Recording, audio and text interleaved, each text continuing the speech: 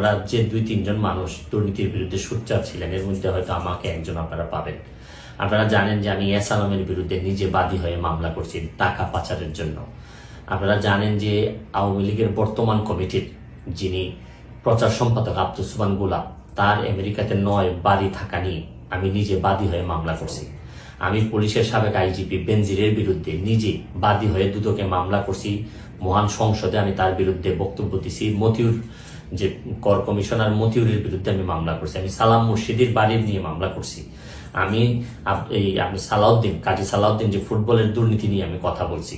OC মুয়াজ্জেমের বিরুদ্ধে আমি নিজে মামলা করছি, করে তার 8 বছরের সাজা হয়েছে ডিজিটাল নিরাপত্তা আইনে। আপনারা জানেন যে জীবনে যত ঝুঁকি ছিল, আপনারা জানেন যে এই কোটা আন্দোলন শুরু হওয়ার 2 সপ্তাহ আগে আমি প্রেস কনফারেন্স করে বলতে বাধ্য হয়েছি, আমি জিডি করছি যে আমার জীবনের উপর হুমকি আছে এইসব দুর্নীতির বিরুদ্ধে প্রতিবাদ করতে।